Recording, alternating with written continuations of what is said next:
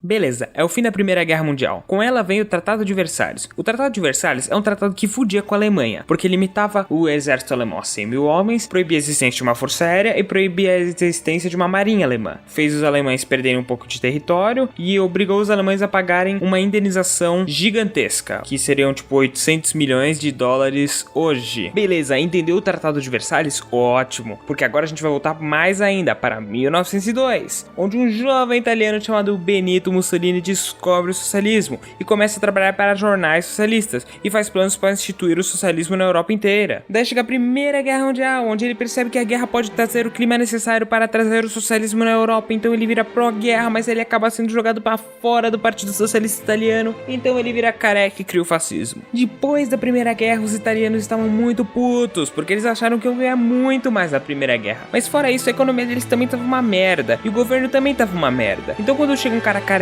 que fala que consegue consertar tudo, o povo caiu na dele. Então com o apoio do povo, ele vira o primeiro-ministro da Itália, e ele consolida sua ideologia e seu poder no país. Beleza, a Europa tem o seu ditador fascista número 1. Agora, como ela conseguiu seu número 2? Bom, para isso, a gente vai ir para os Estados Unidos e a Grande Depressão. Mas antes de falar da Grande Depressão em si, devemos entender duas coisas: o American Way of Life e o American Dream. O primeiro é basicamente compre e seja feliz. Já o segundo é a ideia de que alguém pode vir das camadas mais baixas da sociedade e subir na vida. Muito legal. Mas além dessas duas coisas, nós temos as fábricas americanas, onde havia uma super produção e jornadas de trabalhos enormes. E ainda no campo tinha ainda mais superprodução. E além disso, as pessoas estavam sendo demitidas no campo, já que as máquinas estavam chegando no campo. E acho que vocês já viram a merda que vai dar, porque quando a gente tem superprodução e a lei da oferta e da procura entra, os preços baixam porque as pessoas não conseguem comprar tanto assim. E sem lucro, os patrões demitem pessoas. E essas pessoas, por estarem sem emprego, consequentemente sem dinheiro, não compram. E isso se torna um ciclo sem fim, que vai deteriorando a economia do país de pouco a pouco. E você acha que a situação já está ruim? Relaxa, meu amigo, vai ficar pior. Bom, porque todo mundo decidiu investir no mercado de ações de Nova York, com promessa de dinheiro rápido e fácil. Isso até que era verdade, porque você conseguia comprar ações por $1 e vender por $1.000, uns troços absurdo. Só que isso só ia funcionar até uma quinta-feira, onde todo mundo decidiu vender, mas ninguém queria comprar, ou seja, os preços baixam. Isso continua por um tempo, e daí a economia dos Estados Unidos quebra. E bom, todo mundo fica sem emprego e a economia não volta e todo mundo se fode. Quem vai resolver isso vai ser um presidente chamado Franklin D. Roosevelt, com um troço chamado New Deal. O New Deal propunha várias coisas, entre elas o investimento pesado do governo em obras públicas para gerar emprego. E quando as pessoas têm emprego, elas têm dinheiro e elas conseguem comprar produtos, voltando a economia no lugar. Ótimo. E agora que a gente entendeu a Grande Depressão, a gente vai ir para a Alemanha entender como o ditador fascista número 2 chegou ao poder. Mas para isso, a gente tem que voltar de novo para o fim da Primeira Guerra Mundial, onde o Kaiser alemão renuncia e a Alemanha vira uma república, ou seja, tem parlamento, chanceler e presidente. Mas como a situação tava uma merda, as pessoas começaram a ir para um dos extremos, ou seja, ou a esquerda, que era o socialismo e o comunismo, ou para a direita, que era o fascismo. Hitler, na época, trabalhava como um espião para o governo alemão. Ele tinha sido encarregado de espionar no Partido Trabalhista alemão, que supostamente era socialista. Quando ele chega no partido, ele descobre que eles não eram bem socialistas, mas sim fascistas e nacionalistas. Então ele logo começa a discursar e ganha a confiança do todo o partido. Em pouco tempo ele vira o presidente do Partido Trabalhista e logo por ser presidente ele troca o nome do partido para Nationalist Deutsche Arbeiterpartei. Eu provavelmente errei tudo isso, mas também esse partido é conhecido como Partido Nazista. E em 1923 Hitler tentou fazer Ctrl-C, Ctrl-V no que o espaguete careca fez, ou seja, ele foi junto com a SA, que era a milícia armada do Partido Nazista, até o Reichstag, que é o parlamento alemão, e adivinha, ele foi preso. E você acha que ele foi para uma prisão normal? Não, ele foi para um hotel, entre aspas, porque era uma prisão. Mas lá, ele também teve tempo de escrever um livrinho chamado Mein Kampf, que ganha uma extrema popularidade no público alemão. Beleza, mas enquanto todo esse troço com Hitler estava acontecendo, a economia alemã estava crescendo. Mas por que ela estava crescendo, sendo que eles tinham que pagar uma indenização gigante para os aliados? Bom, por causa que eles pediram dinheiro emprestado dos Estados Unidos. Só que em 1929 a gente tem a Grande Depressão, e os Estados Unidos queriam o dinheiro de volta para eles poderem em consertar o país dele. Então os alemães pensam, se a gente não tem dinheiro, o que a gente faz? A gente imprime mais.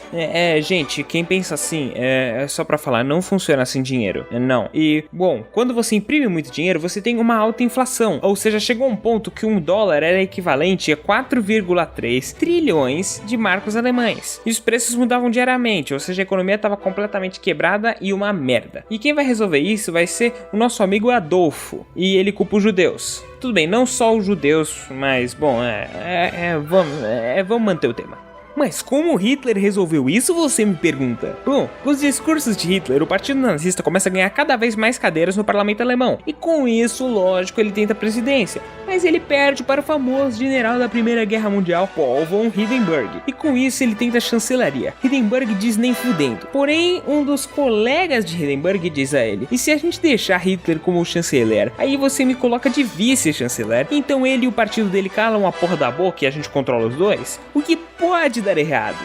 A resposta é tudo. Beleza, agora a merda começa. Hitler estava em uma posição de poder. Então, em um acidente causado pelos nazistas, o Reichstag foi incendiado e Hitler coloca a culpa nos comunistas. Quando o presidente da Alemanha morre, Hitler declara que as posições de chanceler e presidente são as mesmas e que não tem limite de termo. E ele vira basicamente um ditador. A Europa agora tem seu ditador fascista número 2. Mas Hitler ainda tinha um problema para resolver. O comandante da SA queria que a SA assumisse o papel do exército alemão, e ele também tinha umas ideias comunistas, enquanto Hitler não queria perder o suporte do bem treinado exército alemão. Então, em uma noite, ele decide matar ele e umas outras pessoas que ele não gostava, tipo uns jornalistas e uns caras da política.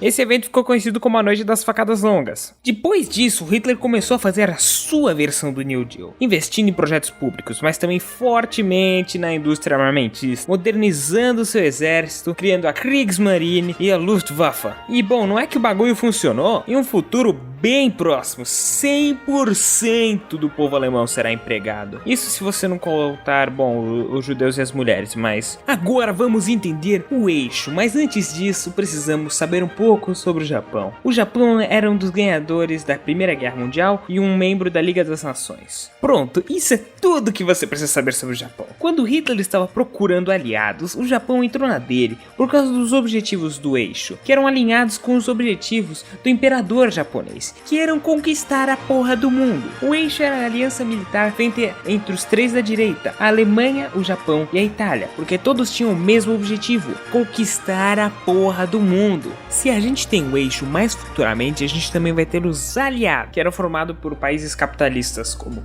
o Reino Unido, a França e os Estados Unidos e a União Soviética. Eu falei os grandes jogadores, porque também tinha uma porrada de outro mini país lá que tava aí no meio, mas esses são os mais importantes. Os aliados se juntam por causa de vários eventos, mas os mais importantes são a invasão da Polônia, a Operação Barbarossa e o ataque de Pearl Harbor. Mas isso a gente vai ver depois, então Depois de acabar com o Tratado de Versalhes, Hitler fala: eu quero os povos germânicos, só eles, nada mais. Então ele invade a Áustria, faz um referendo. Eles o assentam de bom grado, já que o Führer era austríaco e por causa do Anschluss. Porém os aliados falam, acho que a gente deve parar ele, mas quer saber, ele vai parar. Só que não. Bom, depois de anexar a Áustria, ele fala que quer os Sudetos na Tchecoslováquia. O governo tcheco diz não, mas os britânicos e os franceses dão os Sudetos do mesmo jeito. Então todos ficam felizes e Hitler para de invadir outros países. Só que não, depois ele vai lá e invade o resto da Tchecoslováquia. Mas por algum motivo os aliados falam, foda-se, ele deve parar de encher o saco agora. Só que não. Também nesse meio tempo, Hitler fez o pacto de não agressão com a União Soviética. Hitler iria seguir por um tempo o melhor conselho de dominação mundial: não ataque a Rússia. Então ele fez um pacto de não agressão com Stalin. E bom, esse pacto também incluía a divisão de certos países, exemplo Polônia, como a gente vai ver, mas isso é segredo. E aproveitando que eu estava falando da Polônia, nada mais importante que o corredor polonês, porque se você olhar um mapa da Alemanha antes da Segunda Guerra Mundial, você vai ver que a Polônia divide a Alemanha em dois, pois quando a Polônia foi feita, foi dito que a Polônia precisa ter acesso ao mar, e ponto. Isso é o corredor polonês. Por que não fizeram do outro lado o bagulho pra não causar um grande conflito mundial? Eu não sei, mas o ponto é, depois de Hitler invadir a Tchecoslováquia, os aliados desenham uma linha na Polônia e falam pra ele passar essa linha se ele quiser. Passa a porra da linha, passa. Hitler vai lá e passa a porra da linha. Bum, a panela de pressão conhecida como Europa explode de novo. Hitler invade a Polônia junto com Stalin e divide o país junto com ele. A invasão da Polônia causou os aliados, que eram apenas a França e o Reino Unido na época, a declararem guerra à Alemanha. Bom, agora que começou o apocalipse, Hitler decide que tem forças o suficiente e resolve se voltar para o ocidente, para pegar a França. Porém, os franceses construíram a linha Maginot, uma grande linha defensiva que passava pela fronteira da França com a Alemanha. Então o que o Terceiro Reich faz? Passa pela Bélgica. Os aliados são cercados em Dunkirk e os ingleses fazem um resgate em Dunkirk. Só que daí eles não ajudam mais os franceses e, bom, aí a França caiu em 7 semanas. E como eles fizeram isso? Drogas! Mas não foram só drogas que ajudaram a Alemanha a pegar a França em 7 semanas. O Blitzkrieg, uma tática basicamente que era... primeiro havia uma intensa bombardeagem de artilharia, depois vinha as Luftwaffe bombardeando tudo e depois vinha o Panzer seguido pela infantaria. Bom, isso é Blitzkrieg, parabéns, muito legal. Agora vamos voltar a falar da França. Bom, mas a França não caiu? Bom, mais ou menos. Tem a França de Vichy, mas a França de Vichy era um governo supostamente independente, mas na verdade é controlado pelos nazistas. Os franceses estavam putos, como eles sempre estão. Então eles começam a fazer resistência, matar uns alemães, destruir umas fábricas, fazer uns bagulho assim. Até que chegou um cara chamado General Charles de Gaulle, o cara tava em Londres. O que esse cara faz? Bom, ele organiza todos os grupos de resistência sob um comando único, que era o dele, em Londres. Mais tarde, ele e os grupos de resistência serão muito importantes, mas isso é pra depois. Uma coisa que vale falar agora é que Hitler também invadiu a Noruega em 6 horas. Sim, os nazistas simplesmente invadiram o país porque ele tinha ferro. Eles queriam o ferro da Noruega. Pronto, acabou, legal. Após o resgate em Dunkirk e a França capitular, só fica faltando o Reino Unido para cair. Então os alemães começam a bombardear uma caralhada de cidades inglesas, incluindo Londres. Isso dura mais ou menos um ano. Mas como os ingleses têm Churchill, eles não perdem a moral. E também os ingleses têm os americanos que estão dando uma porrada de suprimento para eles. E aproveitando que estamos falando dos ingleses, vamos falar do seu maior feito na Segunda Guerra Mundial: quebrar o código Enigma. A Enigma, uma máquina de encriptação feita pelos alemães, que era utilizada para fazer as comunicações alemãs. E o bagulho tinha também 158 quintilhões, 962 quadrilhões, 555 trilhões, 217 bilhões, 826 milhões e 360 mil combinações. Ou seja, o bagulho era quase impossível de desencriptar. Eu digo quase porque um cara chamado Alan Turing, que trabalhava para o serviço de inteligência britânico, descobriu uma falha fatal na máquina e com isso ele criou computadores gigantes chamados Bomb, que quebravam o código da Enigma em um tempo relativamente curto. Bom, depois de ter conquistado o oeste europeu, Hitler achava que o Reino Unido ia cair mais cedo ou mais tarde, então ele decide começar os planos de invasão da União Soviética, ou seja, a Operação Barbarossa. Ele vai quebrar a regra número 1 de como dominar o mundo: não invada a porcaria da Rússia. Então, em 22 de junho de 1941, Hitler começa a maior invasão terrestre da história para a época, com 3 milhões de soldados do eixo. Só que, como vamos ver, vai dar merda isso. Vale lembrar que agora a União Soviética se junta aos aliados. E aproveitando que estávamos falando da Operação Barbarossa, temos que falar de umas mais importantes batalhas da Segunda Guerra e da operação: o Cerco de Leningrado. O ataque foi realizado pelo Grupo Norte de Ataque da Operação Barbarossa. Leningrado era um importante centro industrial soviético. O objetivo dos nazistas ao atacar a cidade era destruir o poder industrial soviético e a moral do exército. O cerco ocorreu do dia 8 de setembro de 1841 a 27 de janeiro de 1944. Quase 900 dias. No início a cidade tinha 3 milhões de pessoas, mas os nazistas privaram a população de água, energia e comida. O resultado é que mais de 1 milhão de pessoas morreram. O plano nazista era bloquear a cidade e deixar os soviéticos morrerem de fome. As pessoas comiam o que conseguiram, incluindo extrato de pinho, couro e canibalismo, uns 2.000 casos registrados. Bom, nos piores tempos chegou a 20 mil mortes diárias, fosse por fome, água contaminada ou frio. Lembrando que, tava menos 30 graus e tinha doença e tinha tudo que tinha direito. Tudo bem que muita gente também roubava comida um do outro e quem era oficial do Partido Comunista ganhava mais comida. O cerco foi quebrado no fim de janeiro de 1944, com o recuo das tropas alemãs. Olha que legal. Agora a gente vai voltar um pouco e ir lá pro Pacífico. que na madrugada do dia 6 de dezembro de 1941, a Marinha Imperial Japonesa aproxima-se de Pearl Harbor, no Havaí, com a missão de destruir os porta-aviões americanos. Para isso eles mandam vários bombardeiros, então a Marinha americana está arruinada. Só que não, porque eles não destruíram nenhum dos tanques de combustível ou das oficinas de reparo, ou seja, tudo ia voltar ao normal bem rapidamente. Mas mesmo assim 2.400 pessoas morreram com o ataque. Após também o ataque, o povo americano estava muito puto, então daí os Estados Unidos declaram guerra ao eixo. Agora nós vamos falar da pátria amada Brasil! Beleza, como diabos o Brasil entrou na Segunda Guerra Mundial? Bom, até 1937 o Brasil mantinha relações cordiais com a Alemanha, que foram cortadas no ano seguinte. Em 1942 o Brasil corta completamente relações diplomáticas com o eixo, então foram afundados vários navios brasileiros pelo eixo como retaliação. E como vários navios tinham sido afundados, o povo brasileiro tava puto, e os Estados Unidos estavam fazendo uma pressão do caralho no Brasil para ele declarar guerra. Então, o presidente Getúlio Vargas declara guerra às forças do eixo. Em 1943, a Força Expedicionária Brasileira chega para a Itália. A Força Expedicionária Brasileira também era conhecida como ou os pracinhas. E quando eles chegam na Itália, eles são xingados pelos americanos, falando que o treinamento militar brasileiro é uma merda e não serve para nada. Mas eles dão umas armas pros brasileiros que vão que nem doido pra cima de metralhadora, então funciona. Eles capturam várias faixas de terra e uma porrada de posição de artilharia. Mas como os brasileiros ficaram a maioria do tempo na Itália, não tem mais muito o que falar aqui. Então agora a gente vai ir de volta pro Pacífico, e aí? Midway é uma ilha entre o Japão e os Estados Unidos, onde aconteceu uma das batalhas mais importantes da Segunda Guerra Mundial. Isso porque em basicamente 5 minutos, os Estados Unidos ganham a batalha e destrói quase toda a marinha japonesa, e basicamente venceu a Guerra do Pacífico. Agora vamos voltar para a Europa, onde a Alemanha diz: os soviéticos possuem território bem perto do Golfo Pérsico. Porque nós não vamos lá e invadimos o Golfo Pérsico e pegamos todo o petróleo deles. Assim nunca vai faltar petróleo. Então assim começa a ofensiva ao rumo do sul do território soviético. E é por isso também que vai acontecer um troço chamado Cerco de Stalingrado, que a gente vai falar agora. Vamos começar pelo fato de que a ofensiva de Stalingrado nem deveria ter existido, porque a ideia era ir até o Cáucaso, onde eles pegariam petróleo. Porém, Hitler viu Stalingrado e falou: é uma cidade bem industrializada e abastece o Exército Vermelho, e se eu dominar ela, Stalin fica sem suprimentos e o resto da Rússia vai ser meu, além que tem o nome de Stalin, então bora! E no início houve um grande bombardeio da cidade, deixando ela em ruínas e com o território parecendo com a cara de um adolescente. E bom, e também matou uns 40 mil soviéticos no processo.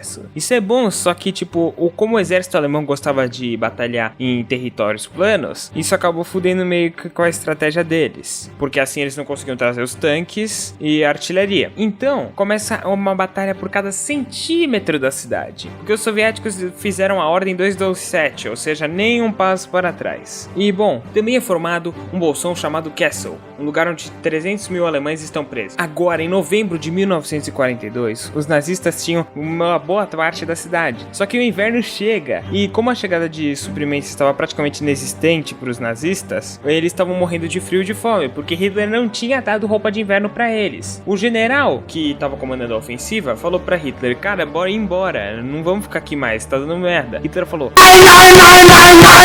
vocês vão ficar aí e vão derrotar esses comunistas.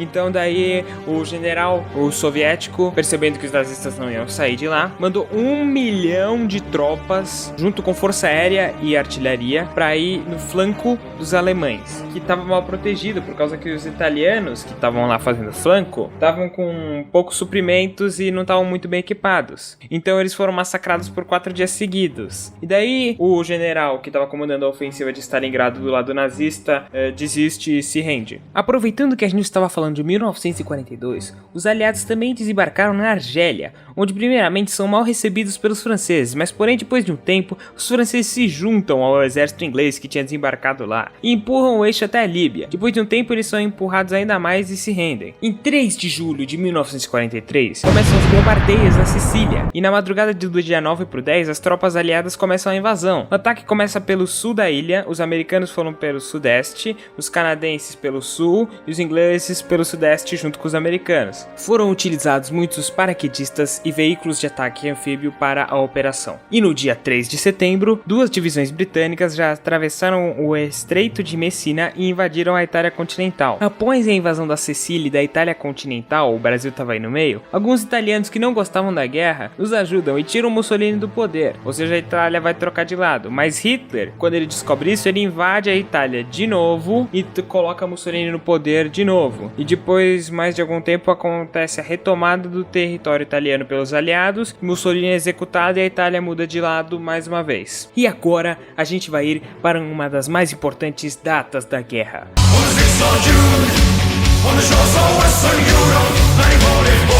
Porque são 2 horas da manhã e é hora de acordar, caralho. Porque apesar da invasão só começar às 6 da manhã, os paraquedistas e os bombardeiros têm trabalho noturno a fazer. Junto à resistência francesa, eles têm que tomar pontes, estradas e destruir trilhos, linhas de comunicação e fortificações. Agora são 6 da manhã, as sirenes tocam, os barcos de assalto anfíbio são largados e voam em direção às praias. Dentro deles, tropas canadenses, inglesas, americanas, francesas e australianas prontas para começar o massacre. As praias reforçadas com bunkers, baterias de artilharia, arame farpado, minas terrestres e minas aquáticas, prontas para matar qualquer um que chegasse perto. Mas pelo fim do dia, todas as forças de invasão estavam juntas em uma fronte única, e os americanos começaram a montar o porto artificial em Gold Beach, que eles iriam utilizar para transportar 1,5 milhão de soldados em menos de um mês. E aproveitando que a gente estava falando do dia D, temos que falar da Operação Overlord. A Operação Overlord era basicamente a liberação da França em 2 meses e meio. No meio disso teve a liberação de Paris, com a famosa passagem do general Charles de Gaulle pelos Champs-Élysées, tem aquela foto lá muito legal, mas não tem também muito o que falar, é bem direto mesmo assim. Depois do desembarque na Normandia e os soviéticos já terem passado pela Polônia, começa a chamada corrida até Berlim, pra ver quem chegava antes lá. Os russos estavam mais próximos e por causa disso eles chegaram até Berlim antes e hastearam a bandeira soviética em cima do Reichstag. Olha que legal, uma corrida pra porcaria nenhuma. Agora que a Alemanha caiu, também é um momento oportuno de falar do Holocausto. O Holocausto começa por causa do racismo de Hitler, que achava que existiam raças humanas e que a ariana era a melhor delas, e por isso tinha direito de exterminar qualquer uma que fosse inferior. A que era considerada mais inferior era a raça judia, então ela deveria ser exterminada de toda a Europa para que a raça ariana reinasse livremente. E tudo isso começa com umas ações meio leves, tipo os judeus terem que se identificar como estrela de Davi, não poderem se casar com arianos, mas com o tempo vai piorando. Em certo ponto, todos os bens dos judeus foram confiscados e eles são mandados para os guetos, bairros onde só viviam judeus. E lá eles vivem todos em pequenos apartamentos, às vezes até mais de 10 no mesmo cômodo. E lá eles faziam diversos trabalhos simples para ganhar o mínimo de dinheiro. Depois de irem para os guetos, os nazistas começaram a levar os judeus de trem até os campos de concentração/extermínio, onde deficientes, gays e povos dominados e também os judeus eram exterminados ou mandados para trabalhar. E quando eu digo trabalhar, eu digo tipo, sei lá, quebrar pedra, fazer uns negócios inúteis assim. Depois, quando os aliados começam a invadir a Alemanha, eles descobrem de tudo isso e liberam todos esses campos. Beleza, agora que a gente falou do Holocausto, vamos voltar pro finzinho da Segunda Guerra. Os aliados estão em Berlim, Hitler está em seu bunker, colocando a culpa em todos os seus generais, menos ele. No dia 30 de abril de 1945, Hitler se mata e a esposa dele junto.